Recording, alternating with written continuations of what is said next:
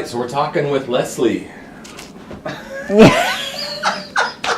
We're talking with Leslie Whiting of Arizona Family Institute, and she's another counselor that we thought would be wonderful to talk to about this topic. So we're talking about adolescence, we're talking about screens, social media, we're talking about how this is affecting them. And earlier you said something that I thought was worth talking about. You said we're seeing major changes in adolescence, and I thought maybe you could talk about that for a minute. What are the changes you're seeing? Yeah. What effect is this having on children's relationships with siblings and parents and friends, for that matter?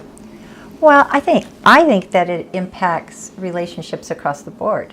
I mean, it's kind of a joke. You know, you sit down at the dinner table, and everybody's got their phones, and it's like, no, get your phones out of there. I mean, there's been family get-togethers, and when I have a big family get-together, there's probably 40, 50 of us, and it's not uncommon to see the teenagers all sitting on the couch or doing something, all on their phones, and it's like, put that away. And they're like, no, we're playing the game.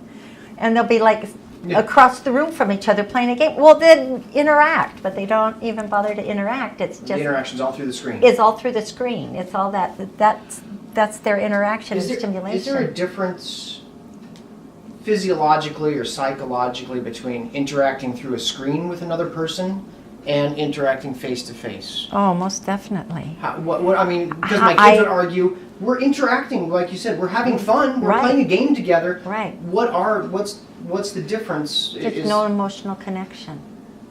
No emotional connection when we're just playing a game online. So talk about that emotional connection. Teach us about it. That's emotional connection is everything. When we don't understand how to have empathy, when we can't understand how to read body language, when we don't understand how to just connect with people in general, and that they, particularly empathy and body language are probably two of the biggest things that I think that they miss out on.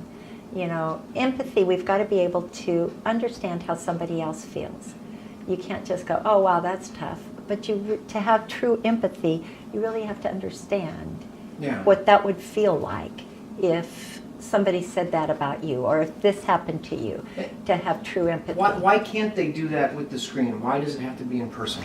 Or why does it help to be in person? Good question. You mentioned something about body language. Yeah, you don't hear tone of voice, you don't see facial expressions, you don't have, and those are all things part of body language. Yeah. You know, you walk into a room and you can feel the energy in the room. Do you remember when you were a kid and you knew you were in trouble and you'd walk in the room and you knew mom was mad at you? They would be sick, You could feel that tension in the room. And now if mom's mad at you, she just sends you a tweet. She just You are in so much trouble. that is exactly. You know, I have couples that do that.